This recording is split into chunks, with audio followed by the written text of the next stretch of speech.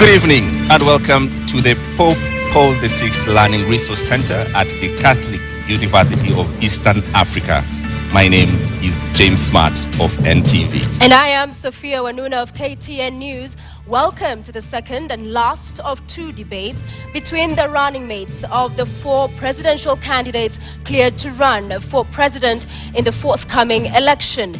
This is the fourth of 6 national televised debates organized through a joint media presidential debates initiative, bringing together literally the entire Kenyan media fraternity. The candidates participating in the debate have agreed to the rules and guidelines requiring them to conduct themselves with utmost decorum, address each other with respect, and extend honor to viewers watching this debate live across all Kenya's broadcast media platforms. Indeed, and the candidates in the debate have also agreed to adhere to the allocated time. Each candidate has 2 minutes to make an opening statement, 2 minutes to answer a question, and 60 seconds for a rebuttal. The topics have carefully been selected after a thorough assessment of the state of our nation and the sentiments of the regular Kenyan voters in various parts of this country. In line with the debate rules and the best practices, the questions we shall ask have not been shared with any of the campaign teams. Neither were they discussed or formulated in conjunction with anyone. The questions are entirely our own. And an invited audience here, seated in the auditorium, has also agreed to the debate rules. They have been fully briefed that cheers, jeers, or any other form of noise is not permitted during the debate. We have to make the exception now as we request the audience to help us warmly welcome Honorable Martha Karua and Honorable Rigathi Gachagua to the stage.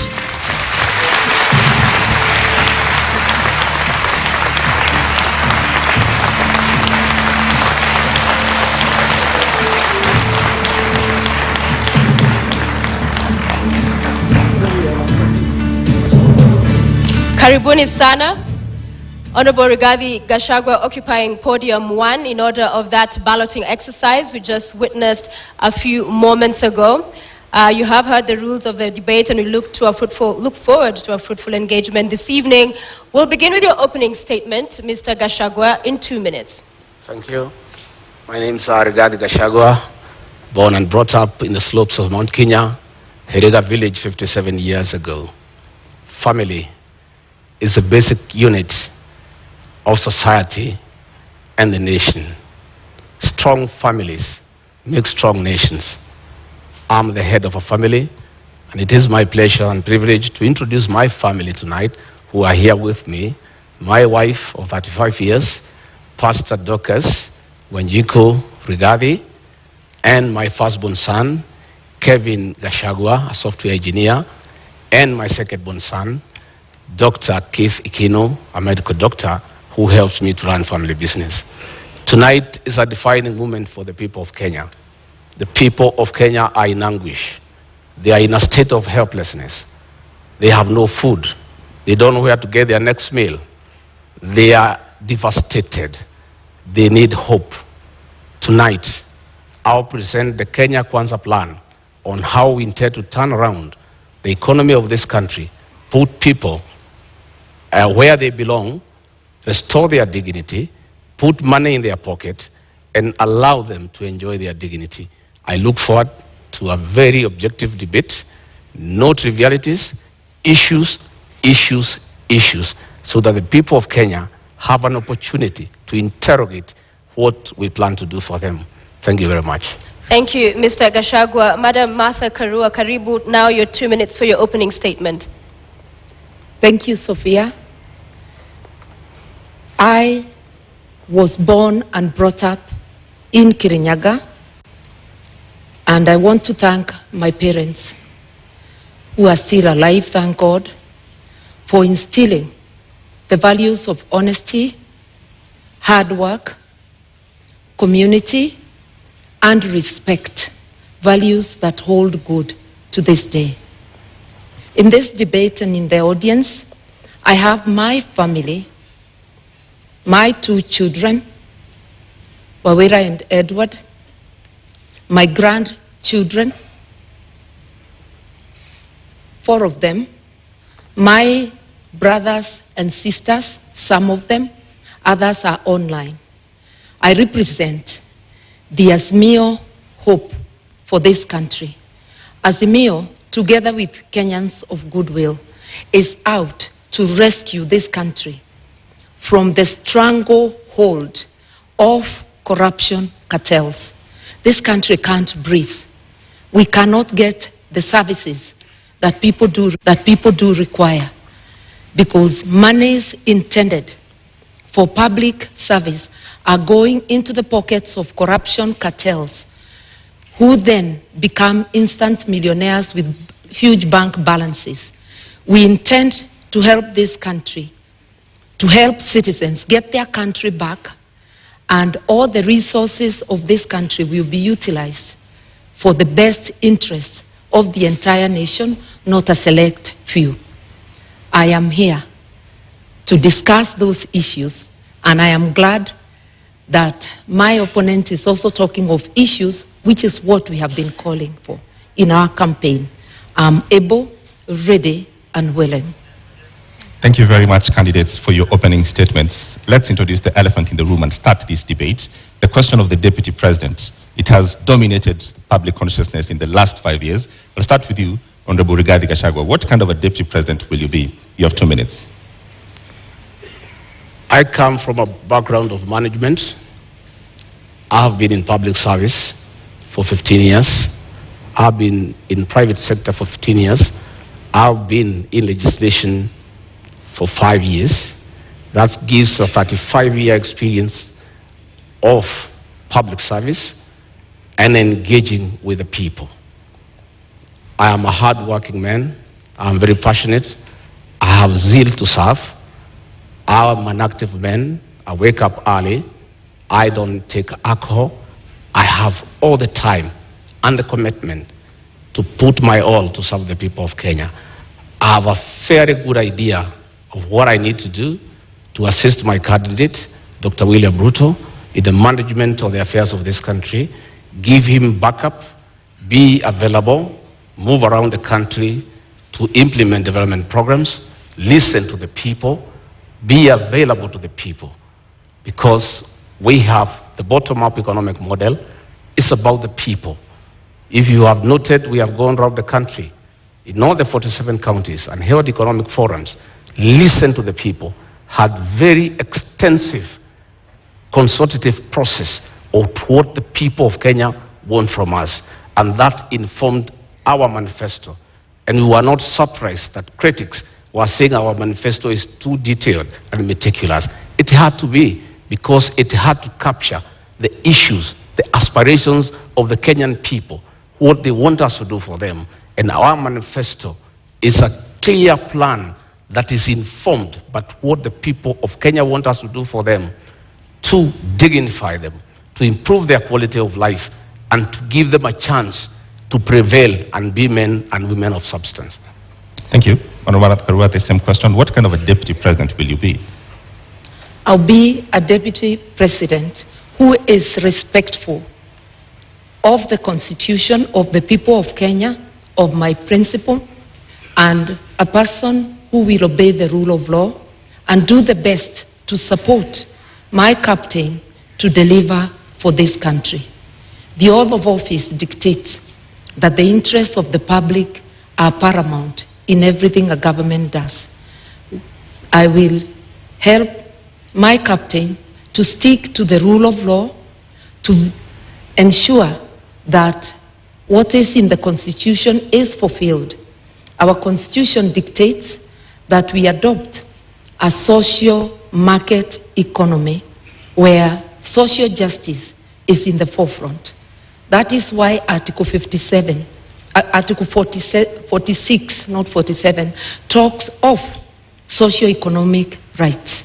You will notice that in our manifesto, we are talking about giving social support to those who cannot have any income, who do not at the moment have any income.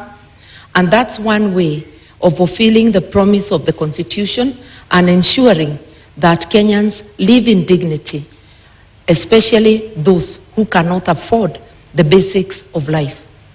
I will therefore serve with honesty, and my track record speaks of that I have been a consistent public servant who does her work in the manner prescribed by the law, with honesty, with dedication. I will devote 100% to the people of Kenya. All right. The question on the deputy president, it's public domain, that the current president and his deputy are reading from two different scripts. In the last 5 years, we've seen that effect in public domain. Rigathi Gachagua, if that happens, what is your view? How should that be solved? How should that be sorted? In my case and Dr. William Ruto, that will not happen. Both of us are strong-willed leaders who respect each other. None of us suffers from inferiority complex. At no time will William Ruto ever punish me or mistreat me because he has no reason to. I'll support him to be president, and he'll reciprocate that support. Between me and him, we are in agreement that we have no time to quarrel or disagree. We are inheriting a dilapidated country, a country that is on knees economically, a country that is facing an economic shutdown. We have no time for sideshows. We have no time for personal differences. We have no time for inferiority complex and competition that is unnecessary. We have a job to do. We are inheriting a 9 trillion debt. We are inheriting 6 million young people who have no jobs. 14 million Kenyans are in CRB. We have such a huge task ahead of us that it is unimaginable that Dr. William Ruto or Rigathi Gachagua would digress on personal issues and petty matters to disagree at all. Each of us has a job well cut out. I have already been assigned to work on the economy. I have gone around the country listening to the people of Kenya. I have been to each and every county, and I brought those views that informed our manifesto. Going forward on election, our job is well cut out from day one. We have to implement our plan that is ready, and we have no time to disagree, to quarrel, to have different opinions. We are too busy to even imagine that we can disagree on any issue. We are brought together by a convergence that we need to serve the people of Kenya. And both of us love the people of Kenya and the ordinary people. And Honorable Karua, as I come to you, I mean, at the beginning of the presidency now, as we have it in 2013, it would have been unimaginable that would be today witnessing the kind of fallout we are between the president and his deputy. So for you, how do you execute differently and ensure we do not see this kind of bad blood drawn out? I think even when people have differences, because it is not possible for human beings to always think alike. That's why even our Constitution acknowledges diversity of opinion. It is imperative that all debates or disagreements or arguments on issues happen in-house, and what is brought to the public must be the result, the agreement on the positions. And I think I'm very well prepared, and I'll continue to pray and address my mind that, one, the overall leader is the president. I am the principal assistant. With that in mind, that I'm a delegate of the president and can be required to do any work to support the presidency and the administration, I'll be ready, and I am ready. I have served as a cabinet minister for 6.5 years. A cabinet minister is a delegate of the president. A deputy president is a first among equals within cabinet in being a delegate of the president. It's not a different position. We will be able to moderate any differences of opinion on any issues and to focus on serving Kenyans and to be respectful to Kenyans. Arguing in public, calling each other names in public is not only a disgrace, it's also not respecting Kenyans who elected and put us in office. Yeah. So I will be very conscious. And I've been commenting on the current situation, which does not commend itself to anyone. Would you then perhaps going by the experience this country has gone through, in terms of the architecture of the Constitution, should we have a rethink, perhaps from an elective deputy president to an appointive one, so that if things do not work out for the sake of country, then the president has that latitude? 2 minutes. Nothing wrong with the architecture of the Constitution, something wrong with our behavior. It is not that we need to amend to prescribe the relationship between the president and a deputy president. It is that we need to change our behavior, differ with respect, maintain deference for people who are above us, that even when you differ, the way you address them is in a way that tomorrow you can be able to once again sit and work together. And when it comes to my opponent saying that their manifesto or their plan was discussed by Kenyans, I want to remind Kenyans, Azimio was a product of a robust discussion, way ahead of anything our opponents have done. And my captain went around the country and he got Kenyans to express themselves, and that's how Azimio was born. That's how the agenda, the manifesto, was born. Consultative process as prescribed by the Constitution. We intend to continue with consultations, even in governance, because public participation is deeply embedded in the Constitution, which my principal and I fought so hard to put in place. All right, Honorable Rigathi, the same question. Supposing this were to happen, we've seen before and it's been part of our history, people call themselves brothers and friends and then they have a fallout. Supposing this were to happen, would you think it would be possible and great for us to have the deputy president be an appointive position so that the president has the leeway essentially to fire you? That is a hypothesis. I like to look at life from a positive perspective. I always look at a glass as half full, not half empty. I have no doubt in my mind that we are a formidable pair. We are a pair that has been brought together by a common convergence to serve the people of Kenya, to spearhead, chaperone, and implement the third liberation. That is the economic liberation for the people of Kenya. And what has brought us together is so important that no sideshows can come in between. The focus that is before us, the need to restore the dignity of the Kenyan people, is such an important aspect of our lives, of our leadership, that it is incomprehensible that we could think of having sideshows and things that are necessary. And by the way, the situation between President Uhuru Kenyatta and William Ruto has not been brought because of ideological differences. It has been brought because of an inferiority complex. Right. People must allow strong leaders to prevail. And you shouldn't have a problem when your deputy is strong and sharp and focused. You should just be able to accommodate him and use that as a strength to serve the people of Kenya. Had President Uhuru Kenyatta, in a second term, allowed William Ruto to help him manage the affairs of this country, we will not be where we are today, where Kenyans have no food, where unga is at 250 shillings, that they have to run around to look for a package to try to deal with it to save this election on their part.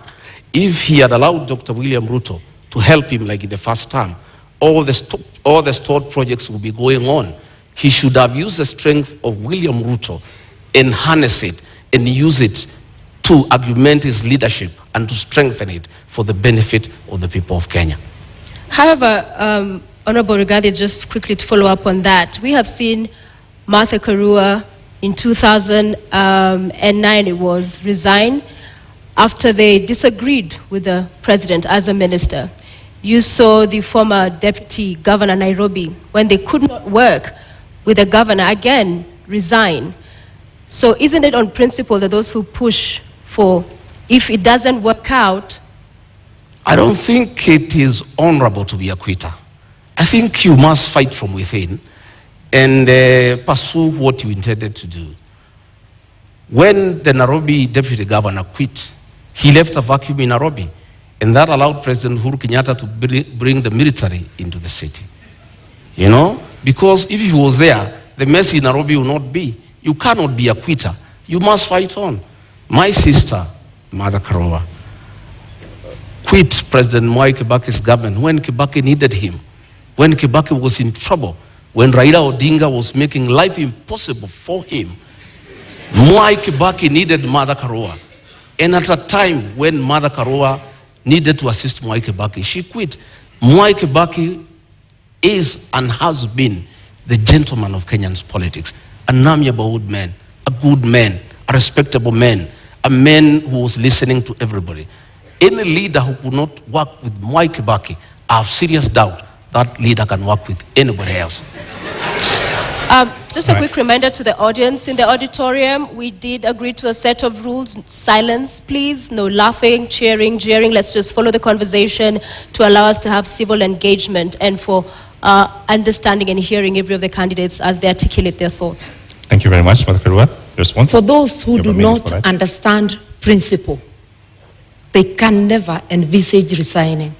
But I do think it is dishonest to continue to take public salary, to take the privilege and all that goes with office when you know you can no longer deliver, either because of differences or because of other things. I respectively withdrew myself by resignation from Mwai Kibaki's government in a respectful manner, no name calling, such that we were able to continue when we meet to sit down and talk. I don't think the same can be said of Mr. Gachagua's principle. Entertaining disagreement outside government and publicly is disruptive. No wonder the government in which Mr. Gachagua's principle serves is unable to fight corruption because it's pulling in two different directions. That is why we have a paralysis today.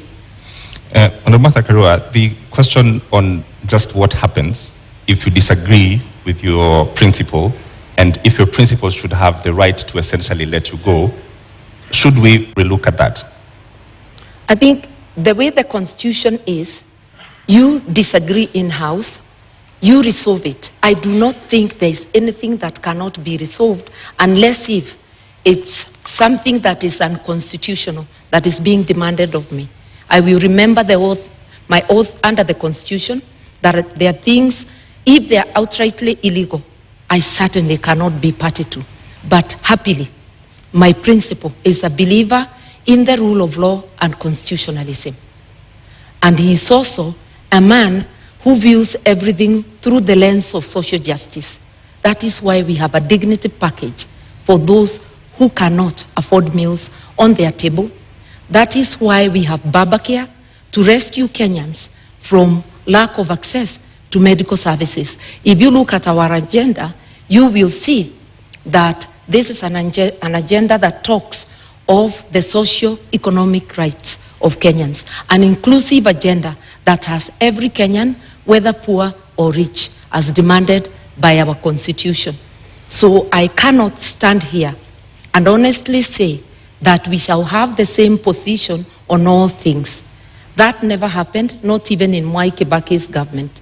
But in 6.5 years which I served, I never publicly berated the government that I served or the president that I served. I just said my hands were tied and I withdrew. My principle differed with Mwai Kibaki, but all he said to the public is that I was not consulted. How they went back room and resolved, we never know. We only know they came out with a unanimous decision. That is what people who have respect for the public do. People who have respect for their offices do. But holding an office while not serving is dishonesty. Honorable Gachagua, the same question, I realized you didn't respond the last time. Should this position of Deputy President be an appointive position? No. In fact, the framers of the Constitution were very clear that a Deputy President needed to enjoy mandate directly from the people. Why Azimio cannot push William Ruto to resign is because William Ruto is not an appointee of President Uhuru Kenyatta. He is elected by the people of Kenya. If it was the previous constitution, William Ruto would have been sacked a long time ago and replaced with Gideon Moi. And that was the plan. The plan was to provoke him, intimidate him, humiliate him, persecute him, and his friends and his allies so that he could quit government and allow President Uhuru Kenyatta to appoint somebody from a family that they share the same issues and the same values.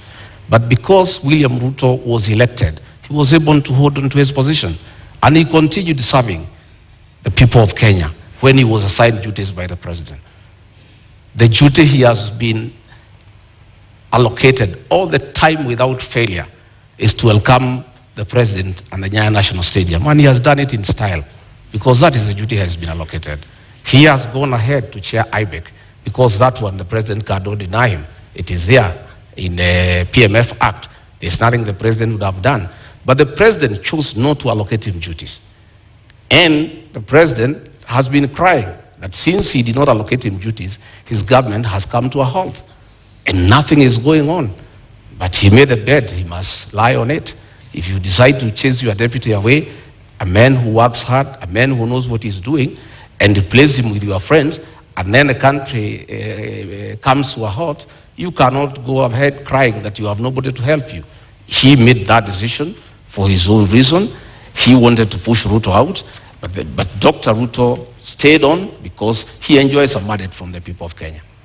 All right, Honorable Gachagua, Honorable Karua, I want us to move to the next topic this evening, leadership and integrity, fitness to hold office.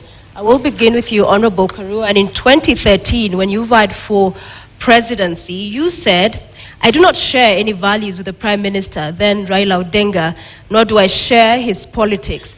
Both he and the late Kibaki have been unable to root out corruption within their ranks." What has changed now that you're deputizing him? Indeed, the coalition government was unable to root out corruption in the second half. And I said so publicly many times. Raila Odinga was a presidential candidate in 2013. I too was a presidential candidate. My statement that they were unable to fight corruption did not indicate they are the ones individually perpetuating corruption. It meant there was corruption in government which they failed to act on. I believe that a combined ticket of Raila Odinga, Martha Karua will do the best to fight corruption. I resigned on principle because one of the things I felt let down on is the failure to tackle issues of graft. Raila was a prime minister, a co-principal, the late President Kibaki was the first among equals as the president. Whatever dynamics, I do not know of. But it is recalled that shortly after that election, I worked with Raila.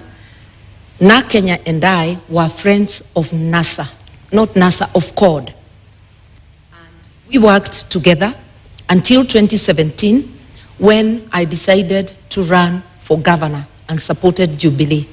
We have been able to work together, have a history of working together in our 30 years of being in active politics, and I know that his policies align with mine. I did mention that we both view our actions through the lens of social justice, and that is what has drawn me to work with him. Just a quick 1 minute, I will add you on your time that when you said I do not share any values, you've addressed the issue of corruption and graft, but you do not share any values and even agree on his brand of politics. What do you say to that? Because values, this is... As of that time, I felt I did not share anything with him. And remember, we were candidates. There is no way you will praise the other candidate. But I can assure you that it is not because I thought he personally was responsible of any wrongdoing, nor did I feel that President Kibaki was personally responsible. But there were rogues within government they failed to act on. And I felt my hands were tied in the performance of my duties. And therefore, as I campaigned for myself, I actually was saying, look, you've been unable to fight corruption, just like the Jubilee administration under President Uhuru Kenyatta and Dr. William Ruto. And they are still in government together up to now. And we saw Dr. Ruto attending cabinet a week ago. They've been unable to fight corruption. You can't hold one side of government and say the good one is mine, and the bad one belongs to the other person. That's double speak. Honorable Gachagua, just a moment. I think Honorable Mother needs to come through to the people of Kenya on being consistent. Honorable Mother is on record saying that Raila Odinga and President Uhuru Kenyatta should retire together. Not a long time ago. She seems to have changed her mind that they shouldn't retire together. In fact, that President Uhuru Kenyatta should continue governing through proxy, and Raila Odinga should purport to govern as a proxy of Uhuru Kenyatta. At what time did she change her mind? Because it's on record, she went public to say that the two of them should retire together. Now, she is the running mate of Raila Odinga. She's a project of Uhuru Kenyatta. The two people she said they should retire together. She seems to have changed her mind. And it is my considered opinion, and I believe for many Kenyans, that being consistent is very important in leadership, especially the position she aspires. You need to be consistent. When you say this today, you must be able to live to it tomorrow. All right, I want to allow Martha to respond, but first I want to come back to you to give you another minute. A moment ago, you said that Gideon Moi was supposed to be appointed. I want you to clear that up because, with all fairness, Gideon Moi is not on this debate. Well, President Uhuru Kenyatta, the chairman of Azimio, in a meeting in State House a week ago, said that he nominated Mother Karua as his running mate to take care of his interests and that of his family. The president was on record, which means that Mother Karua is a project of the chairman of Azimio, President Uhuru Kenyatta, and they are both proxies with Raila Odinga. It is not me who said, it's President Uhuru Kenyatta who said. And previously, I thought that Honorable Mother had been nominated as running mate by Raila Odinga. But here comes President Uhuru Kenyatta, outgoing president, chairman of Azimio, a man who has said he's going nowhere, he's going to be around. He'll be ruling from home. He'll be consorting his project from home. He'll be continuing to govern the people of Kenya. I simply do not understand. Is Mother Karua, the honorable member, is she the deputy? Is she the running mate of Raila Odinga, the project, or is she the running mate of Uhuru Kenyatta, the project master? Okay. She's who's running mate? Okay, Martha Karua is in the building. It is true that both I and my captains are projects, but projects of the people of Kenya, whom my captain consulted, and by public demand, he was called upon to take leadership. At a time our country desperately needs leadership. He has offered leadership, and I was competitively selected. And like my friend who was handpicked, I faced an interviewing panel, and also through demands of Kenyans and many endorsements, I was selected. Kenyans know I'm competent, and I believe I'm competent for this job. I'm ready, able, and willing. I have consistently shown independence of mind, irrespective of whom I'm dealing with. I will handle this job independently and with commitment to Kenyans. And I know my principal also, who has been a teacher of politics to Mr. Gachagua's principal. All right, Martha Karua, just a direct question to respond to Honorable Gachagua. What is the role of President Uhuru Kenyatta in Azimio? The role of President Kenyatta, he is the chairman of the council, but my captain is the chairman, overall chairman of Azimio. Jubilee is just one out of the 26 political parties. I sit in the council as well, and President Kenyatta does not make decisions alone. Will he have a role? Will he have a role after he finishes his term? Sorry? Will President Kenyatta have a role after he finishes his term? His party will have a role. And if he continues to be, if he doesn't give his position in the council to any other member of his party, it would be a peripheral role as a member of the party. The incoming administration will be a Raila Odinga Azimio presidency. Just like the current Jubilee government, although Uhuru was a deputy president in the government of Mwai Kibaki, it was not a continuation of the Mwai Kibaki administration. It was an Uhuru Jubilee administration. Anybody who understands government would know that. Honorable Gachagua, you have a minute to respond. The truth of the matter is that the role of President Uhuru Kenyatta in Azimio is to craft his own succession, to continue governing Kenya through proxy, through Raila Odinga and Martha Karua. President Uhuru Kenyatta has already started assigning roles to Honorable Martha Karua, which means he is a leader, and in the unfortunate and unlikely event that they are elected to office, President Uhuru Kenyatta will continue governing this country outside his constitutional mandate, because there is a two-term limit that the president should retire. But the president does not intend to retire. You saw how angry he was, saying that people are asking him to go home and asking where he's going. It looks like he doesn't remember that when he sought to be president for 10 years, he knew what 10 years is all about. He cannot complain that people are asking him to go. Nobody is asking him to go. It's the Constitution. But he's trying to circumvent the Constitution to plant a proxy government, to continue governing from outside State House through Raila Odinga and Martha Karua, so that he can continue protecting state capture and conflict of interest. And Martha Karua has already been assigned that role. He was on record that she is the one he has put there deliberately to protect his interests and that of his family. All right, Martha Karua. It is important to be truthful in this debate. President Kenyatta has not publicly or privately assigned me any role. I'm sure he knows that he cannot assign any role to a minister in an administration he does not have. The person who has assigned me a role as deputy and has declared the intention to appoint me as Minister for Justice and Constitutional Affairs, apart from being Deputy President, is the Right Honorable Raila Amolo Odinga. My colleagues and his captains' beef with the President should not make them use this forum or use us as candidates to fight the President. We represent the aspirations of Kenyans.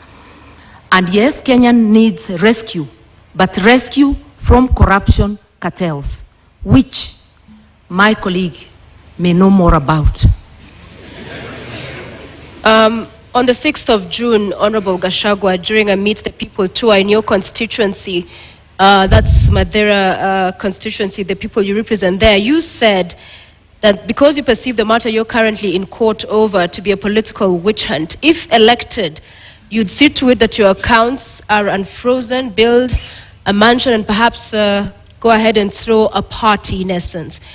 Mr. Gachagua, isn't this tantamount to subversion of the cause of justice, an admission that you made in this sentiment? To start with, I'd like to tell Honorable Mother we are not here to fight President Uhuru Kenyatta. We are holding him to account on his utterances. He has said he's going nowhere. He's on record. That's not fighting him. He has said he assigned Martha Karua the role to jail people. I don't know how she'll do it. She's not a judge. She's not a court of law. That is the work of courts of law, to jail people. It's President Uhuru Kenyatta who has said so. He has said that she has put her there to take care of interests. It's his own record. I don't want to respond to dignify ridiculous accusations by social media. Social media people assigned by the state have been following me wherever I go in the Republic, including my homes, to listen to what I say and twist it. I told the people of Madeira, they asked me a question. Mr. Gachagua, you bought a farm here and you have started building a house. What happened? Now that you are going to be deputy president, are you still going to live here? I told them I stopped building the house because the state froze my accounts to intimidate me and to blackmail me to support the handshake. And that money is frozen. And I cannot use it. That is why the construction of a house stopped in this area. When the due process takes place and the courts will deliver justice to Rigathi Gachagua one day, and my accounts are frozen, I assured the people of that area that I'll come and complete that house and live with them. And I'll take time to allow them to come and visit me. They asked me a secondary question. As deputy president, will you allow us to come and sit with you? I said, yes, I'm a junior elder in this community. I'll have time to sit with my fellow men over food, over a drink, and we share in the African way. I say the women in this area will come and sit with Mama Gachagua and have kesha, because my wife is a pastor and she likes doing kesha. And the women wanted to know, will they be allowed to come to the home of the deputy president to have kesha with Mrs. Gachagua? I confirmed yes, I'll be deputy president, but I'm still the same old guy who hangs around here. A very generous person who spends all his time with the people. All right, Mr. Gachagua, you have a national audience. What is the source of the money that was frozen? Because that is the context. Pardon? What is the source of this money that was frozen? I have said many times that I'm a victim of blackmail by President Uhuru Kenyatta, whom I served as personal assistant. President Uhuru Kenyatta wanted me to abandon William Ruto and join him in fighting him, and I said no, because he didn't give me a good reason. And he blackmailed me. He sent Nancy Gitawe, his advisor, to threaten me that if I don't abandon William Ruto and join him, I'll face the music from the state. Honorable And Gachagua, one problem started after another. They froze my accounts, KRI froze all my companies, then they arrested me on trumped-up charges for 1.5 years, no evidence in court, nothing. I'm a victim of blackmail and persecution by Uhuru Kenyatta using the state criminal justice system to manage politics and deal with those who don't agree with him. Honorable Gachagua, with all due respect, you've not answered my question. What is the source of the money that was... The money that I have is well documented. I am an astute businessman. This is money that I made during the reign of Mwai Kibaki when the economy was thriving. I made over 200 million and invested in an account. And that account has been running for the last 8 years, and nobody has ever asked me a question. In 2013, when I supported Uhuru Kenyatta, I still had the money. In 2017, when I supported him, I still had the money in my personal account. This is money I have accounted for. It's clean money. I am a good businessman. And in the fullness of time, I'll be vindicated. Karua? I was really hoping that my colleague would explain to us how an individual finds 5 billion shillings in their accounts. But I hope one day Kenyans will be able to know money that was transferred to his accounts in the last 10 years of the Jubilee administration. But that's for him to account. I believe as leaders, we have to be accountable. That is why there is declaration of wealth, so that as you enter office, people can know how much you are worth, and as you exit, or in the middle, they can monitor and see how you are progressing, whether it is from your salary, and if it's from business, it has to be a business that can be ascertained. I think we really need to come clean, because if you cannot account for your wealth, you cannot be a good steward of the money of the people of Kenya. So this is a question to both of you. You've brought up the subject of wealth declaration. Yeah. What are you worth, Honorable Karua? I think about just about 150 million, and that is because the 56 million I had declared in 2013 has appreciated because of the inflation. I haven't had any new properties, but I'm a person many may not understand. I'm not thirsty for land. I'm not thirsty for worldly goods. I'm happy to have a house I call home. I'm happy to have a house in my father's land. I do not look for property. Not everybody is hungry to amass, hungry to do something to help my country, to transform the lives of the people. Right. So if you're looking for Martha Karua to be a billionaire, no, I am not hungry for billions. Honorable Gachagua, My how much account are you did worth? not receive 5 billion. That is propaganda. I have 200 million. That is the money that is held. 200 million, 64 million, I worked in the Ministry of Lands and Settlement. 10 million, I worked in Kenya Power. 33 million, I worked in the Ministry of Livestock. Another 46 million, I worked in another organization called Patek. Up to 200 million, that is all the money. But when you set policemen to investigate, they don't understand accounts. When you save money in a fixed deposit, it leaves your personal account into a suspense account. A normal policeman looking at it, movement in and out 4 times a year of 200 million, he thinks you have 800 million within that year. So when he multiplies by 7 years, he says you have 12.4 billion. That is the folly of the kind of investigations we are having in this country. I don't have billions, I have 203 million into that account. And that is part of my wealth. I'm worth 800 million, minus the 200 they are holding, another 600. So just a quick follow-up on that, Honorable Rigathi, because the charges you are facing are as a result of trading with county governments. What's your position on public officers doing business with government, whether at the national level or at the county level? By the time I've done all my businesses, I was not a public servant. I was a private individual. I have no conflict of interest. I was a businessman. I applied for tenders and competed, open tenders and won, and did construction business and did supplies, and nobody is complaining. Today, those charges against me, no evidence in court, nobody is willing to record a statement. Clean business. And I never traded with institutions because I was not part of any government. But this is when your business brother... I did in 2011, I did in 2012. You know, when they say that my brother was governor, my brother became governor in 2013. I did business in 2008, in 2009, in 2010, 2011. And that money is there, and it's all documented where it has come from. But nobody is bothered, because they just wanted to punish me. But they wanted to blackmail me into supporting the handshake. And I'm a man of principle, and Uhuru Kenyatta knows that. I respect my conscience. I will never be intimidated. And I can tell you, many governors today supporting Azimio is because they were blackmailed like me, and they gave in. Honorable Gachagua, just clarity. In 2009, 2010, there was no county governments. Which government did you do? Sorry? There was no county governments in 2009. I'm saying I made money in 2010, in 2009. There was no county government. I didn't make money with the county government. I never did business with the county government.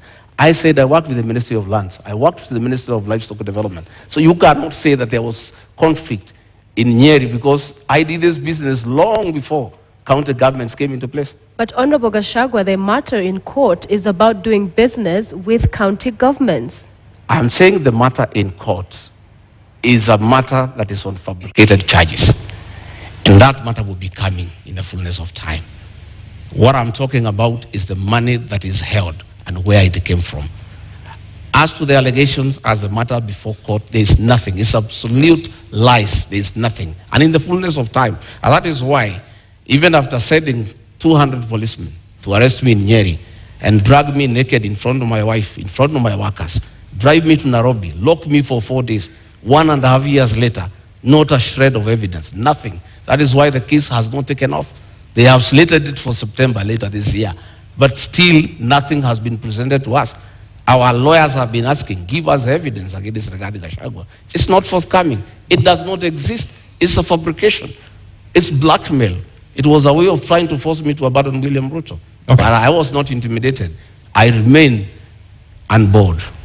Okay, Honorable Karua, you have 2 minutes. An Azimio government will have a policy position that graft cases and all serious crime should be investigated and prosecuted within a given time, within 6 months to be specific, so that people like my colleague here, Mr. Gachagua, anybody charged with crime against the people, within 6 months, we ought to know whether they are guilty or not, so that people don't seek public office when having baggage of cases. And if I may remind Mr. Gachagua, the cases, because I've been following the newspaper reports, relate to Kwale County, Bungoma County, and Nyeri County. And the period when the offenses are said to have been committed is between 2013 and 2020. So it is important, even from a personal position, that a person gets cleared and that you do not instruct advocates to delay the cases, because what we are having in our courts is really a circus, where one is charged, you are holding public office, you continue holding public office, elections come, and now we have seen new language in the courts that to allow them to campaign, the case is further delayed. Kenyans need to know, and even the person accused needs to know, so that they do not give excuses. We have repeatedly said with my captain that whether it's my daughter, my blood relative, or a member of the opposing camp, the law must apply equally to all. And everybody must have a swift chance to clear their name in court or for the court to declare them guilty. We are here to help Kenya organize itself in that manner by engaging with the players in the justice system and having a policy position. All right, Honorable Gachagua, you have a minute to respond. For clarity, have you done business with county governments? Allegations remain just allegations. Honorable Mother knows, and I'll never take her on allegations.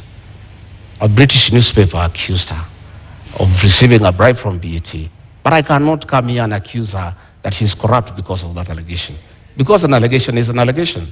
The people of Kirinyaga have been complaining that she used her office as justice minister to take land in South Gariama and give it to her relatives. But that is just an allegation. The issue here, Sophia, the issue here, we would like the issue here, Sophia, is that we need to allow. Would like to remind the members of our audience to please do not cheer or jeer and allow our candidates to present their issues. Please go ahead. The issue here is that we need to allow independent institutions to fight corruption. President Uhuru Kenyatta has cried inability to fight corruption because he was lenient. He was lenient because the people involved in mega corruption are close to him, both in family and friends. That is why he was lenient. But had he allowed independent institutions to fight corruption, the issue of leniency would not arise. Had he allowed independent institutions to fight corruption without getting involved, Rigathi Gachagua would not be in court, because independent institutions will never take people to court without evidence. What the Honorable Karua is saying, that we need a law to hasten cases, is not the solution. Honorable the Gachagua, solution is to take cases to court when you have evidence. Matakara, you have a minute to rebut. I just want to let Mr. Gachagua know that I do not have an iota of public land anywhere, in Kirinyaga or anywhere. I do not own land in South Gariama. I am glad he knows they are just allegations. And I challenged the current administration that is there, and I'm not in power in Kirinyaga, that if there is truth to that allegation, then they must swiftly take me to court and recover. So once you challenge those making the allegation and they don't do anything about it, then the matter is closed. The only land I own in Kenya is the house I live in Nairobi, and the house up country, which is on my father's land, and he has included my name in the title. I said I'm not land hungry, and I'm not hungry for material wealth. Those who are hungry may never understand that. Relating to BAT, it was money paid to my campaign secretariat by a donor, not paid to my personal account. Later, it transpired that it was money from a company. The matter has been investigated in UK, and the file has been closed. I also challenged the DPP of the government Gachagua's principal serve in 2016 to investigate and prosecute me. Right, so those matters are allegations. Thank you very much. Time is up. But now that we're talking about funds, you all are traversing the country with choppers and legions of teams. How do you finance your campaign, Honorable Gachagua? How much does it cost? Pardon? How much does it cost to finance your campaign? Pardon? How much does it cost to finance your campaign? Oh, the sound is not working here. Sorry. I can't hear you properly. Apologies for that. Yeah. How much does it cost to finance your campaign? Well, it's difficult because we don't have a centralized command.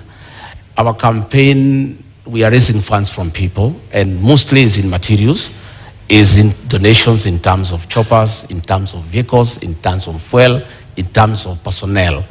And really, what you need in terms of cash is not much. This campaign of Kenya Kwanza is bottom-up driven. A lot of hustlers have taken time to give their all in terms of time, in terms of materials, in terms of support in kind. There isn't much about cash. Much So it's very difficult at this stage to quantify and say, this is the amount that we are going to use for this campaign.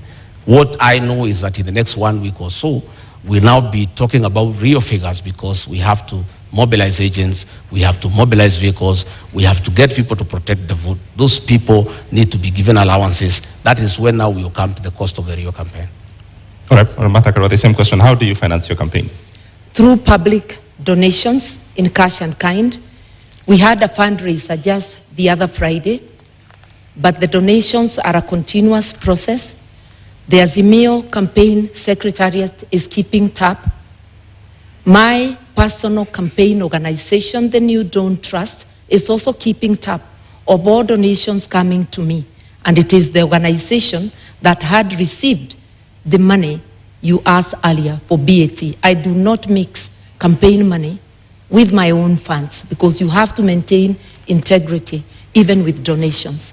We have choppers donated. There is a chopper I personally use, which is a donation from a kind corporate friend. And we have many such donations. And I want to remind Kenyans, my captain, the Honorable Raila Amolo Odinga, has had choppers in his campaign even when he was out of government. Like the 2007, I think they flashed more choppers than the PNU side I was in that could have. He is a man known for his capability to mobilize resources, both human and financial, for campaign. And I'm very lucky to be his running mate. Talk to us, Honorable Gachagua, about corruption and election campaigns financing. A lot of opaqueness there, clearly, even from this engagement, and laws around politicians being accountable and there being an eye inside what's going on have not seen day of light. So what are your thoughts? Is there any nexus there? Well, you know, campaigns, and you really cannot control the nations, because people support a certain candidate for a certain reason. And it behoves upon the candidate to receive donations that are well-meaning, and donations that are not tied to your win and what you need to do for people after. And that is the basis of our campaign. I personally have many friends who are supporting me. They have not demanded anything for me in return when we form government. They think we have got a good plan. They think that we need to be given an opportunity to run this country and turn it around. They think that the real thing is the economy. They think that they need to help us to move around the country. And they are well-meaning. I wouldn't say the same of my colleague here, because their campaign is being run with the public resources. You are aware that the PS Interior has been meeting chiefs and assistant chiefs who are public servants and give them instructions to work for Azimio.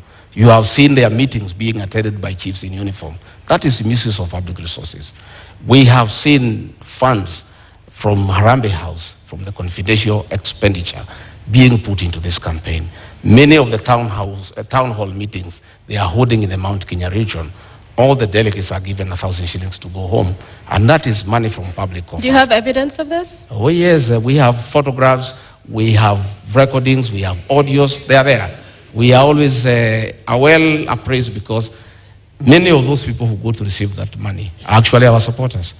And they say they don't want to allow the elephant to die with the tusks. They need to remove the tusks before it is dead.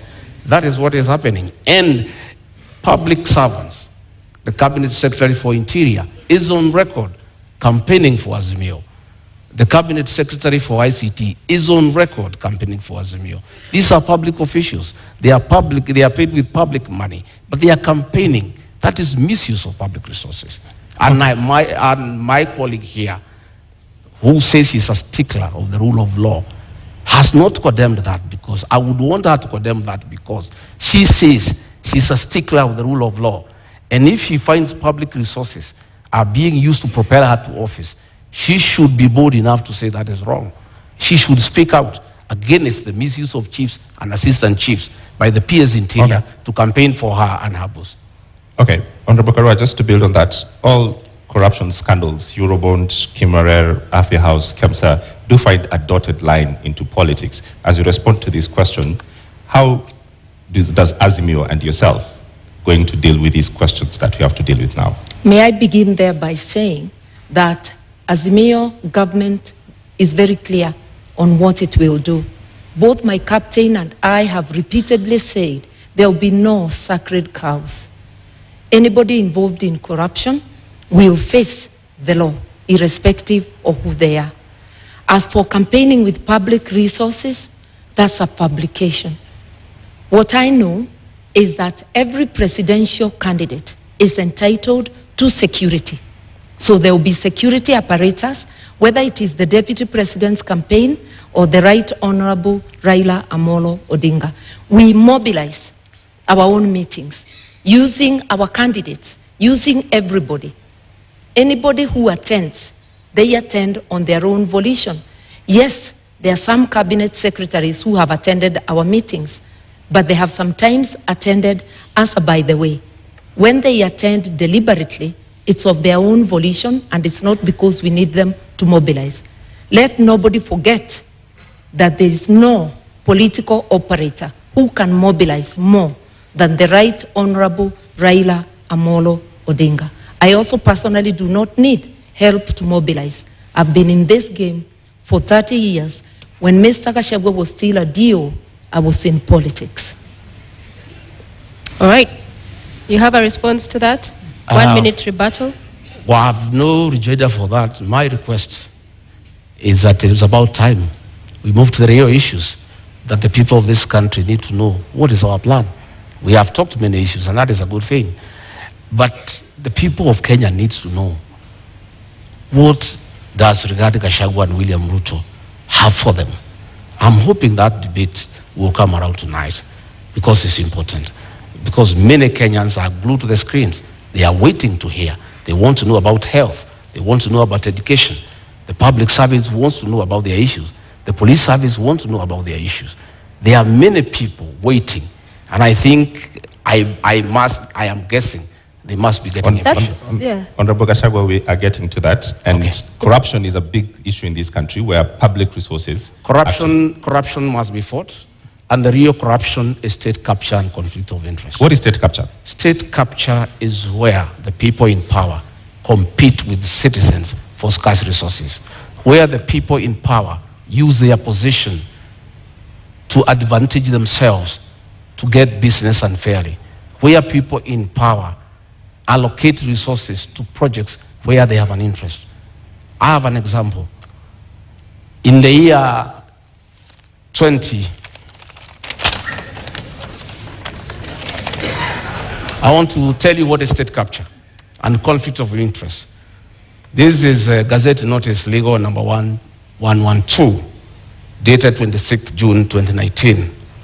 In the exercise of powers conferred by Section 106 of the Stamp Duty Act, the Cabinet Secretary of the National Treasury and Planning, on the recommendation of the Cabinet Secretary for Lands and Physical Planning, directs that the instruments executed in respect of the transactions relating to the merger of NIC, PLC, and Commercial Bank of Africa shall be exempt from the provisions of the Act. By a single signature, these two companies owned by the first family were exempted from paying 350 million. These are rich banks who have made money from domestic borrowing. They have lent money to government. They are in Fuliza. The owners are the richest people in Kenya. They were exempted from paying 350 million, money that can put up 35 level 3 hospitals in Kenya. That is conflict of interest and state capture. That is chronic corruption. It's worse than the corruption associated with public procurement. And that is what we must deal with. We must deal with state capture. We must deal with conflict of interest. There is a railway line between Nairobi and Nyanyuki that was put up at a cost of 3.8 billion. That railway line serves one company that supplies fuel to Nyanyuki. All right, Honorable Gachagua, thank you very much for this. Unfortunately, I cannot authenticate this document. You asked me what is state capture. I'm giving you time, but I cannot authenticate the document that you just read right now. So I've seen in your manifesto that you would put a commission to investigate these bribes. Would you go after the first family? We will not go after anybody. We'll go after all those who are in state capture and conflict of interest. Who are they? But what are you saying? That will come out in the commission. I'm saying there will be a commission, because the real corruption that we need to deal with, not what Honorable Mother is talking about, is state capture and conflict of interest, where the people in power have used their offices to usurp public resources to their advantage and to the disadvantage of the rest of Kenyans. You are aware that the milk industry has been monopolized by state capture and conflict of interest, where the owners of that monopoly decide how much to buy from the farmers and how much to sell to the consumers. So, Honorable. And extort the people clarity, of Kenya. Clarity capture. for the Kenyans who are watching. Yeah. At the center of government Yes. is President Uhuru Kenyatta. Yes. Are you going to go after President Uhuru Kenyatta finishes his term? I have said we are not talking about individuals. We'll deal with state capture and conflict of interest. Anybody But who you is are involved in state talking capture and about- conflict of interest You are talking will be about held to account. the first family, sir. So grab the bull by its horns. Don't perhaps cut around the issue. You are talking about the first family. So in essence, you are saying you will go after them. Isn't that? I am saying this is state capture. I've given you an example. You will feel for yourself what needs to happen. All right. And I am saying that is what we need to deal with. You know, state capture. And that is why the president will say he is lenient. He cannot deal with state capture. He cannot deal with conflict of interest. Okay. He can't. Thank you very much. Ramata, we have 2 minutes. I want to help Mr. Gachagua. State capture is the repurposing of the state to serve individuals rather than public good. And corruption cartels in this country, whoever they are, have strangled the country. I opened by saying Kenya can't breathe. Our health services, their money is taken. The money for agriculture, for fertilizer subsidies, money for building dams such as Kimwerel, Arol, Galana Kularu, which was supposed to help Kenya feed itself. That is what state capture is about, that every penny intended for the public, a majority of it is ending up in people's pockets. This is not about families or individuals. It's cartels, and cartels are organized people, gangs of criminals, because what they are doing is committing crime.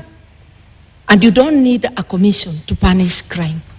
You just need serious law enforcement. And if you find roadblocks, that cases are taking too long, then Parliament can be used to do its work, to consider proposals from the government, to pass laws that fast-track such cases. We all know that election petition cases take 6 months. Why can't corruption cases similarly take such a period? That is the debate that must go to the National Assembly. Mr. Gachagua serves in the National Assembly. I have not heard him talk about corruption except when defending his own position in the case he's involved in. In contrast, I'm out of Parliament.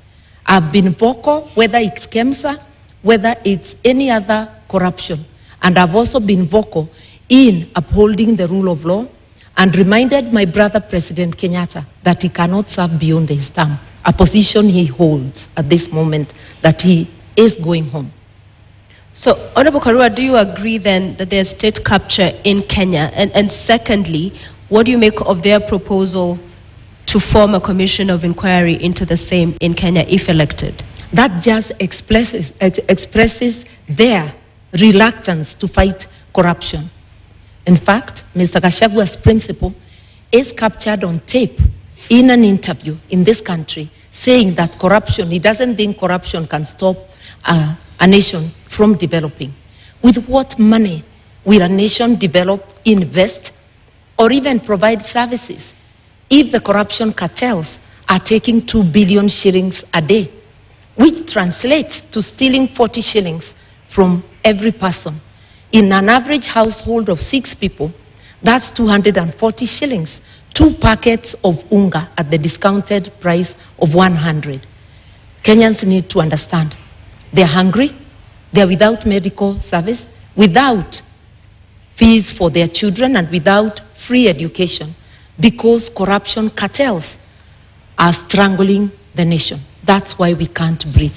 Once we understand that, then we will vote for people with a track record, like Azimio, people with the will to fight corruption, people who are prepared to confront the monster and to apply the law evenly, irrespective of who is mentioned. So do you believe we have state capture in Kenya?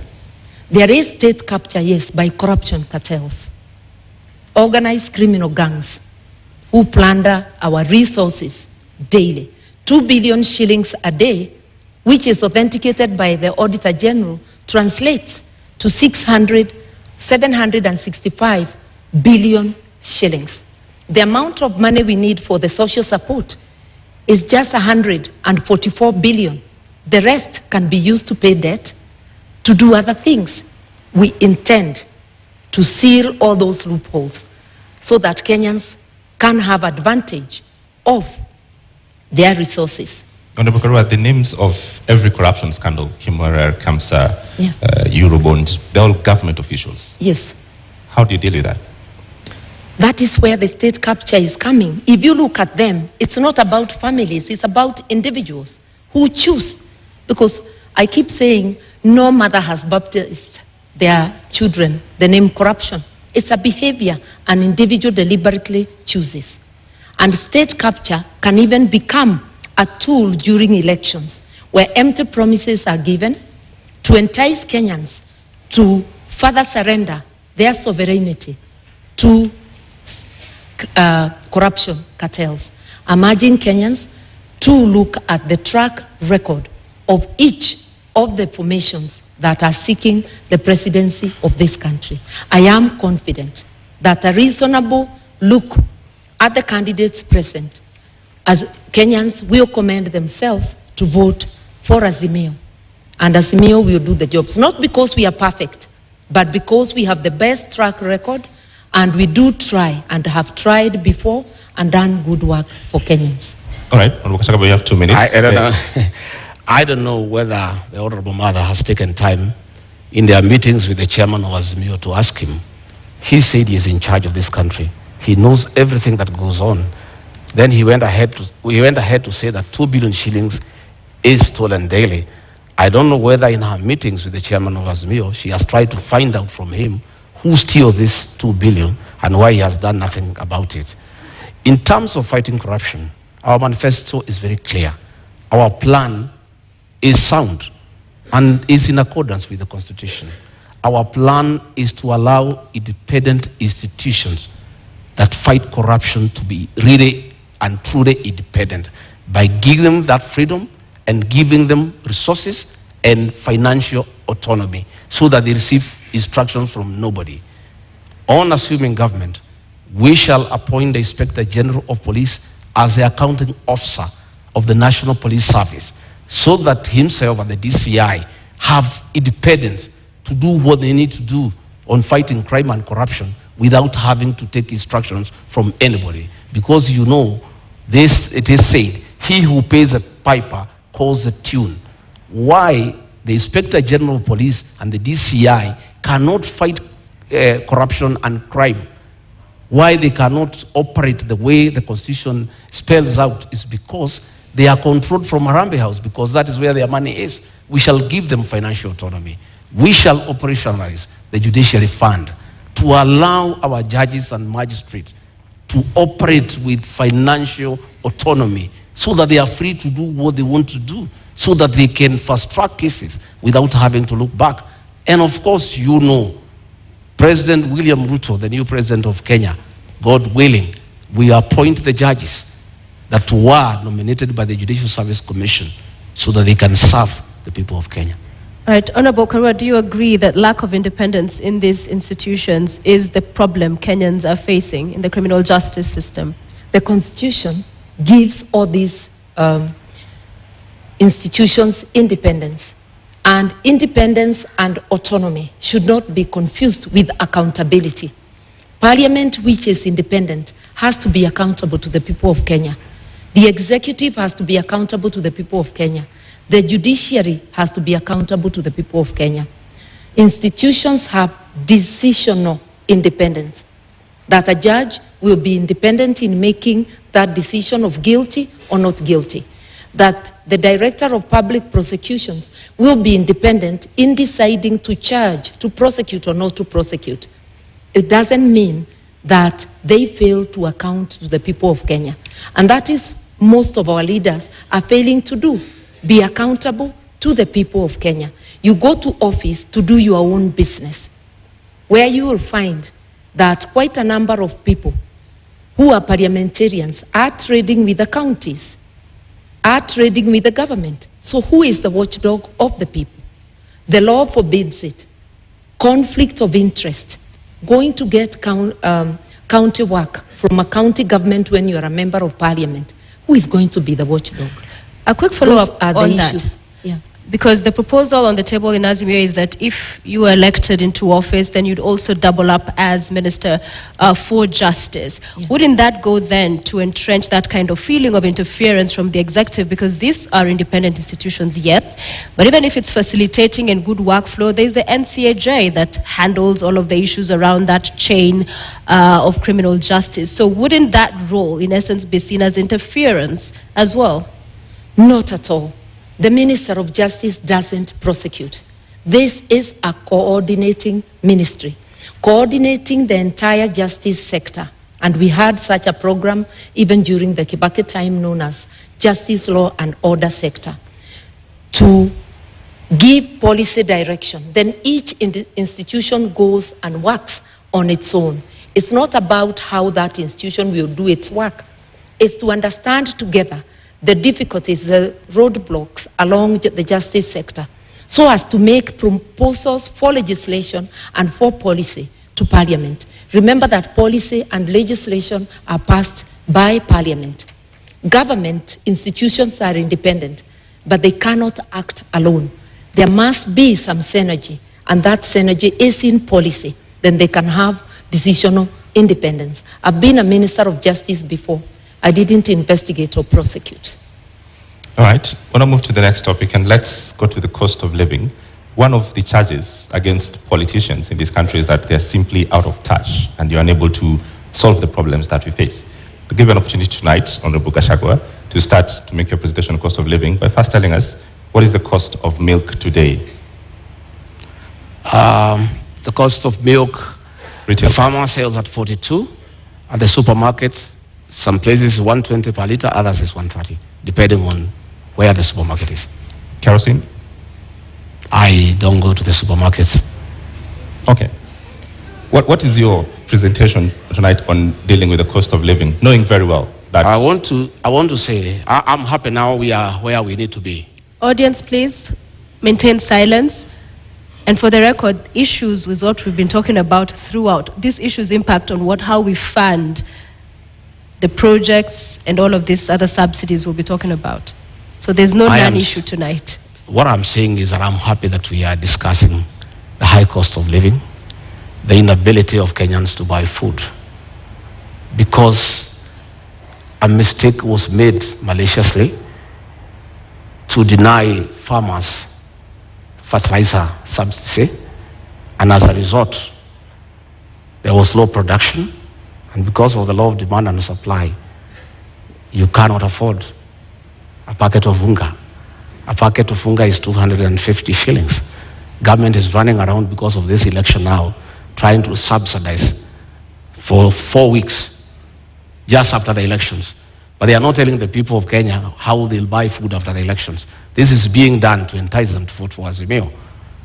If government had done the right thing and supplemented farmers with inputs and fertilizer, they would have increased their production.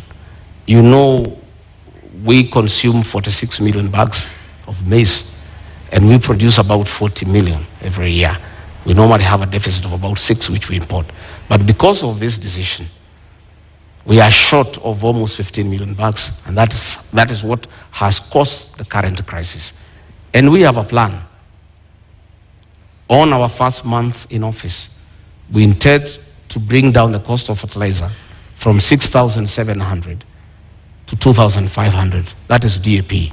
That is the main fertilizer for planting. Okay. And that will enhance our farmers to produce more, so that we have food security And probably we even have some surplus for export. Thank you. Honorable Martha, same question. What is the price of bread today, and what is Azimio plan to reduce the cost of living? The price of bread, the bread I buy, is 80 shillings. But there are various type of loaves, so I will not pretend to know what each loaf is costing. But I know that the price of foodstuffs, of essential commodities, has gone up, and the fuel prices are generally the trigger that gets them high, coupled with corruption. My friend, Mr. Gachagua, is talking of giving their government giving fertilizer subsidies. He is in Jubilee and therefore part of Jubilee government. He is in Parliament courtesy of Jubilee, but he doesn't know that currently the Jubilee government has a fertilizer subsidy and a bag is retailing at 2,900. The only problem is with the distribution, because the cartels are making sure that they buy most of it. Only a paltry gets to the farmers. It's again sold at the higher price. For us, the first, second, and third agenda is to fight corruption. Governments have subsidies to cushion farmers and to cushion the people because of a series of things. We have war in Ukraine, which has seen foodstuffs rise for countries that depend, are not self-sufficient and buy outside, Kenya being one of them, fertilizer and other things. But the money for subsidy, for helping our people with the cost of living, is going, majority of it is going to the cartels. That is where the problem is. The money meant for Galana Kulalu irrigation scheme, which could have helped with our food reserves, was stolen. Kenyans know, even the fertilizer, there was a scandal. Maize, there was a scandal. Kenyans know who are responsible for those scandals. And Mr. Gachagua is also aware. And together with his captain, they may know more. Since mother, who is actually my mother, my late mother is Mother Karigo. Since she joined government, she has been consumed by the lies of the same government. If the Honorable Mother moved around the country, the lie she's giving here, that fertilizer is 2,500, she will be feeling sorry. If she went round to Kemunye, her hometown in Gishogo, the cost of DAP is 6,700. The cost of CAN is 5,900. The cost of 17 is 5,800. The cost of 20 is 5,900. And the cost of urea is 7,200. That was just a lie by the Minister for Agriculture. There is no fertilizer that is available for 2,500. You can walk around to any shopping center, including our hometown. These are the costs of fertilizer. And I want to say, let us stop deceit and lying to the people of Kenya on national television.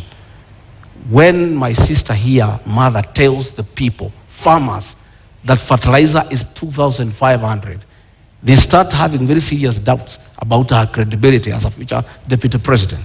Because if she can come here on national television and give prices that are not true, when people are suffering, when people cannot buy fertilizer, her credibility is put into question. A quick I've 1 minute indicated rebuttal. that the subsidized fertilizer, he's correct, is not available at every retail shop, but it's available at the stores of the national, at the depots of National Cereals and Produce Board. It is a project of the Ministry of Agriculture. I've heard the minister talking about it, and I know of farmers who have accessed it, but I know, and I have stated, it's riddled with corruption, and it's not getting to the people. The honorable thing Mr. Gachagua could do, when you are not aware, you just say you are not aware. You just don't dismiss things as lies when they are happening. The problem with Kenya, money meant to cushion farmers, to cushion consumers, is going to corruption cartels. That is a big problem, and which, as the Mayo government, will rescue Kenyans from. All right, I'm going to give you all 1 minute each to talk to first 100 days on how you'll deal with the cost of living. I'm aware 100% there's no fertilizer anywhere for 2,500. I'm a bottom-up man. I move around this country. It's simply not available. In the first 100 days, we want to do several things. One, bring the cost of food down, bring down the cost of living, bring fertilizer subsidies from 6,700 to 2,500. How will you do that, sir?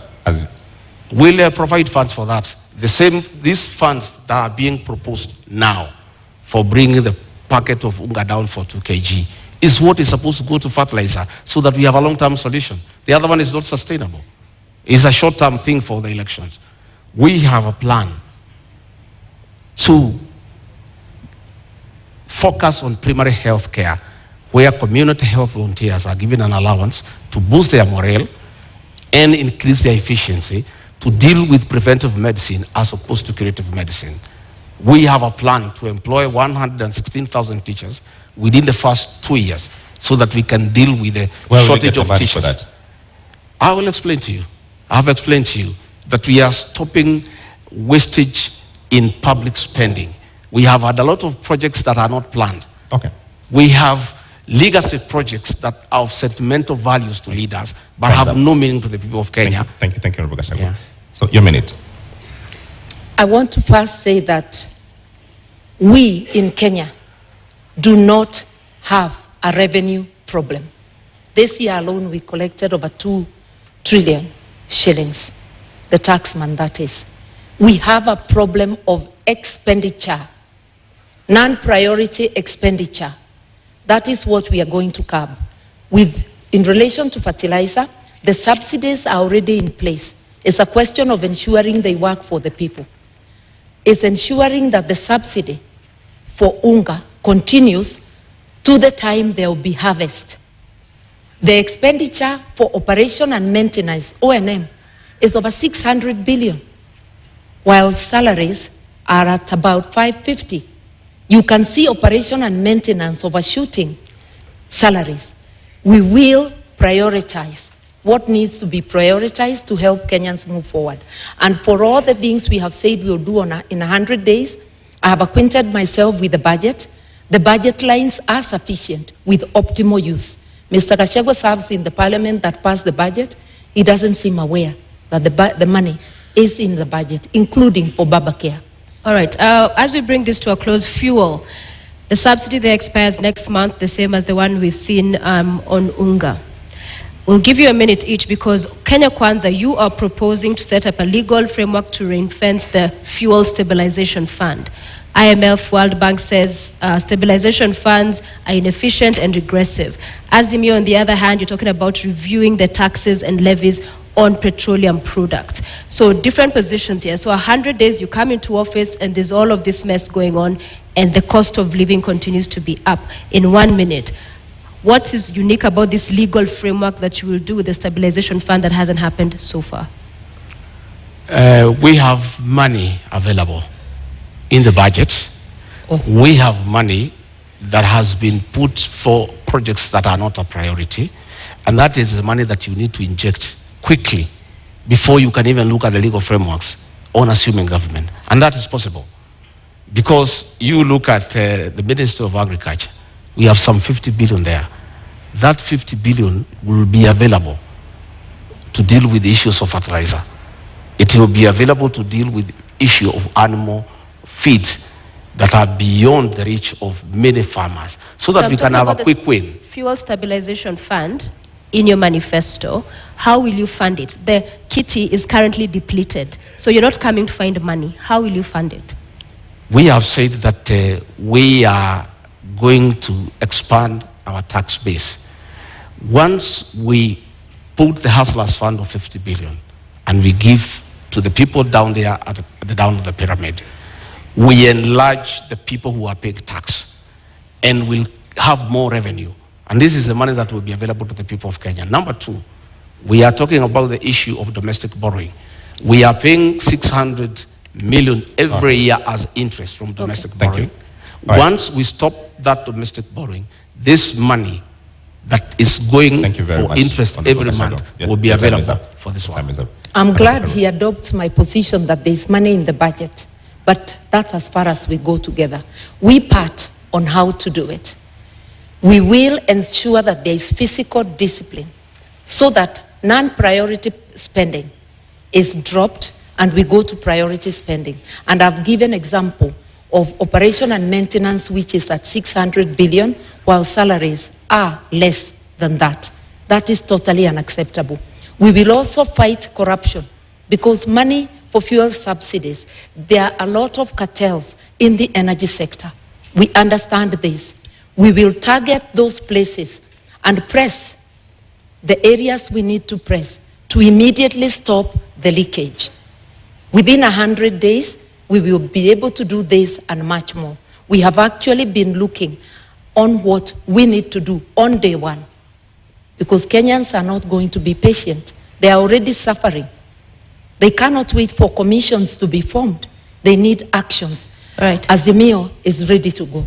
Ladies, gentlemen, our 90 minutes debate is up. It's time for our closing statements. And we begin with you, Honorable Rigathi. You have your 2 minutes starting now.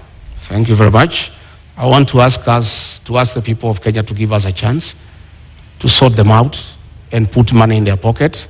We want to ask the people of Kenya to give us a chance to empower the small business people by giving them affordable credit to be able to expand their businesses.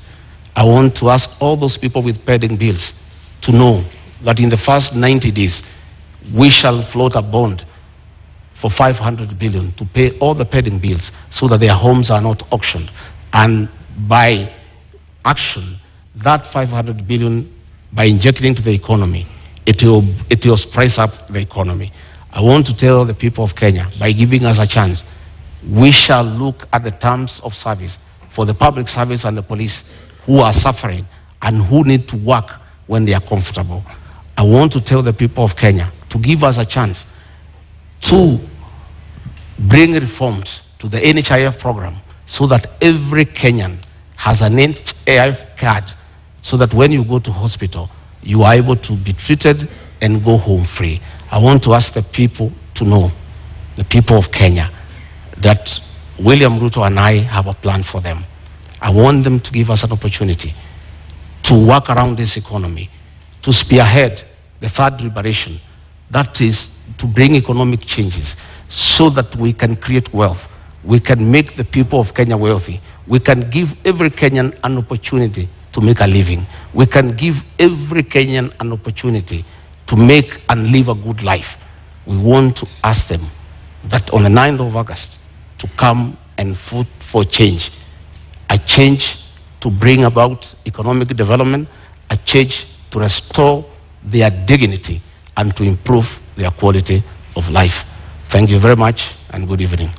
Thank you. Honorable Karua, your 2 minutes start now. I want to remind Kenyans, this election is about trust. It's about looking to see which of the teams you can trust. We offer our track record, because even when you employ a driver, you ask them for the driving license and you want to know about their record in driving.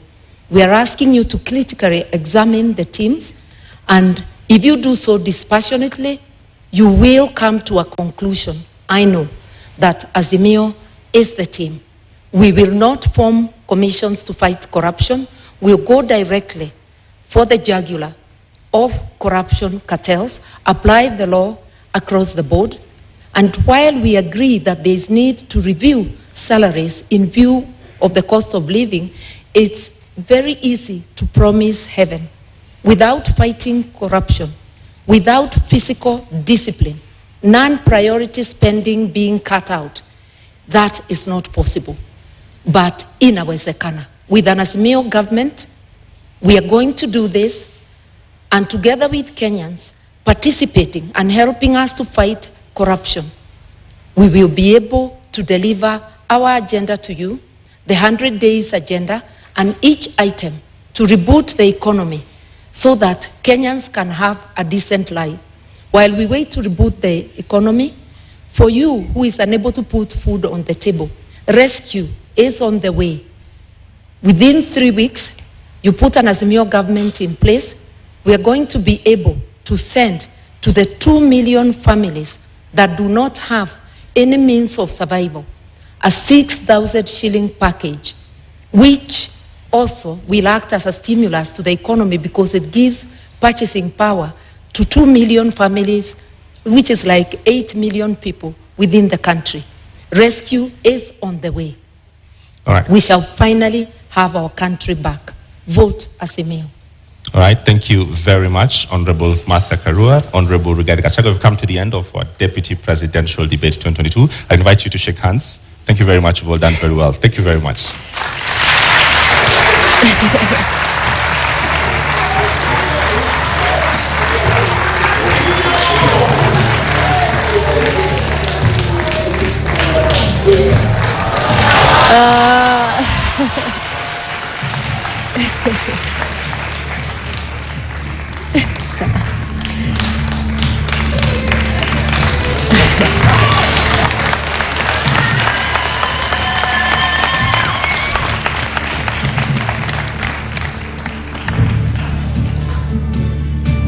Ladies and gentlemen in the audience and our viewers following this at home, we have come to the end of our debate this evening, and our appreciation to Honorable Martha Karua of the Azimio la Umoja One Kenya Party Coalition, as well as Rigathi Gachagua of the United Democratic Alliance, UDA, for honoring voters with the duty of agreeing to attend this public televised debate. We thank you.